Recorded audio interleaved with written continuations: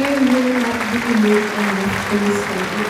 So, naiintindihan po naman natin yung lahat, no, na ibigay po natin ang ating ikapu sa ating Panginoon at i-challenge natin ang Panginoon. Bibigyan niya tayo ng mga blessing na siksik, liglig, at umaapaw po. So, challenge po natin ang bawat isa na alam ko po lahat tayo may blessing. May blessing po na ibinibigay sa atin si Lord po. Ayun. At ibalik natin ito sa ating Panginoon. Yung 10% po natin, ibalik po natin yan sa Panginoon. So, kanina po, habang nakikinig po ako sa preach ni Pastor, kailan po ba? Kasi isa ako sa mga kabataan dito, parang sa TFI Fairview, 2000 pa lang po, 7 years old pa lang po, nasa TFI Fairview na po ako. At saksi po ako sa buhay ng mahal nating Pastor Richard. So, before po siya magkakotse, gusto ko lang din po, gusto ko lang pong maging witness po sa buhay niya kung paano siya binless ng Panginoon. So, ako na po yung magkukwento sa inyo kung paano siya binless ng Panginoon. So, before po, okay lang, Pastor, i-share ko. Before po, hindi pa po siya nagkakakotse. Ang unang niya pong sasakyan ay tricycle. Tricycle po. Nakita ko po yun, nagkaroon siya ng tricycle. Imagine niyo, pastor po namin, nasa Luzon po, mabiyahe po. Kasi nga, humble siya. Yun nga, talagang paano ba yun? Yung kinukwento niya po sa preaching niya, talagang buhay niya yun. Nakita ko po yung humility sa buhay niya. Nag-start siya na tricycle ang dinadrive niya kasi kailangan din po niya sa pang-araw-araw na gawain po. Tapos sinabi sa kanya na, pastor ka, bakit kailangan mong mag-grab? Tapos sinabi niya pa, kung alam niyo lang. Kung alam lang po natin lahat, mahirap maging pastor. Kaya talaga nararamdaman ko yung preaching ni pastor talaga, na siya po talaga sa pagkakilala ko sa lahat ng pastor na kilala ko, siya po talaga yung pinaka-humble na nakilala ko. Pastor, hindi ako nagpapalakas sa inyo Kasi talagang nakita ko yung blessing ni Lord sa buhay niya. So, una po, tricycle. Tapos pangalawa po, nagkaroon po siya ng owner.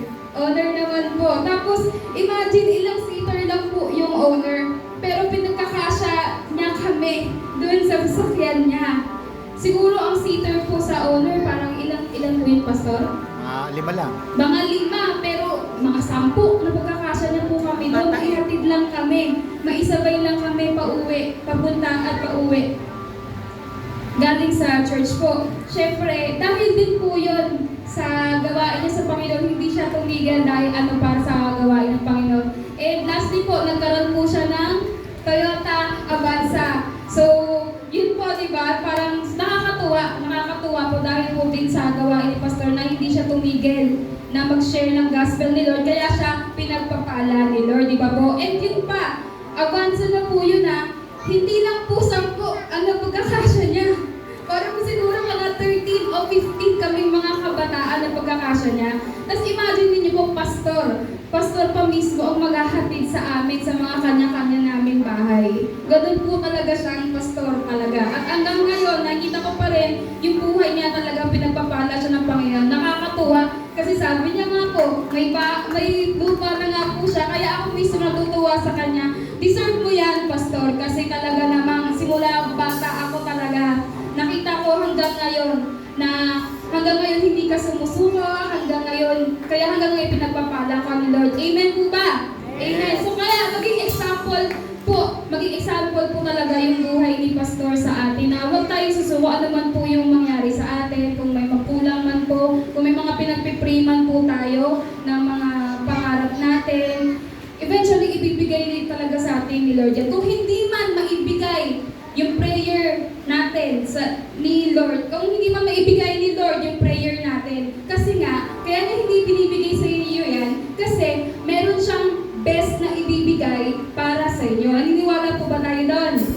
Ay, parang hindi tayo naniniwala doon. Amen po ba? Amen. Kung ano man niyang panalangin mo, kung ano man niyang hinihingi mo sa Panginoon, ipanalangin natin yan. Siguro tayo magpapangalan kung ano yung, kunwari, gusto ko ng iPhone. Parang napaka-impos, parang, siyempre sa bilang estudyante, hindi ba kaya na magulang natin na bigyan tayo ng iPhone? Pero, ipanalangin natin na bigyan tayo ng phone na makakatulong sa pag-aaral natin, na makakatulong sa pagkatrabaho natin. Amen po ba? Lahat naman po binibigay ng Panginoon kung ano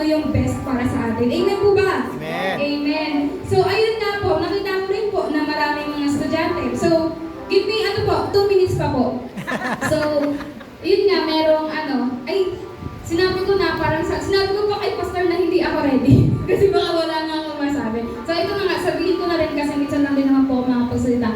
So ang challenge po sa amin before, kasi mga estudyante po, mga high school, college students po, talagang challenge kami talaga na talagang magbigay.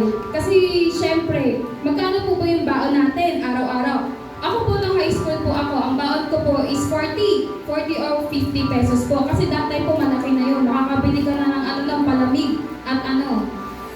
at saka tinapay. Okay na sa akin yun, di ba ma? Okay yun, busog na ako nun.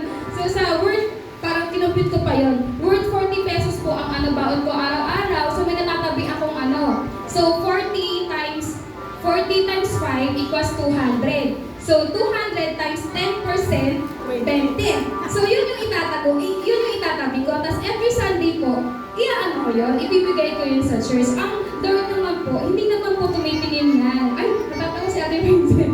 Ayun. So, ang Lord, hindi naman po tumitingin yan sa kung magkano kaliit, kung magkano kalaki yung ibibigay nyo. Ang tinitingnan ni Lord ay yung puso natin. Kung gaano tayo kagalak, kung gaano ka talagang gustong, kung gaano kagalak yung puso natin na magbigay sa Panginoon. So, huwag yung isipin mo ka ng 5 piso lang po, Lord. Hindi sa presyo ng pera tumitingin si Lord, sa puso nyo. Amen po ba? So, amen. So, ngayon, hawakan po natin yung mga ikapo natin ayan, hawakan po natin. And panalangin po tayo lahat. Pwede po ba tayong tumayo saglit? Ayan. Lord, maraming salamat po sa araw na ito, Panginoon, Lord God. Lumalapit kami sa inyo at nagpapakumbaba, Panginoon. At hawak-hawak namin itong ikapo namin, Panginoon, Lord God. We pray, Panginoon, we know, Lord God, na alam mo, Panginoon, kung ano yung nilalaman ng aming puso, kung ano yung pangangailangan namin sa aming buhay. And we know, Lord God, na alam mo kung ano yung best na para sa aming Panginoon, at yun ang ibibigay mo sa amin, Lord God. We thank you, Lord, dahil naniniwala kami sa inyo na hindi nyo kami pababayaan, hindi nyo kami iiwan, Panginoon. At magpapasalamat kami sa inyo dahil, Panginoon, tunay ka sa buhay namin. Tunay ka na pinagpapala mo kami sa araw-araw, sa buhay namin, araw-araw, sa health namin na maganda, Panginoon. Maraming salamat. And we thank you, Lord God. We thank you for this day, Panginoon. And in Jesus' name we pray. Amen and amen.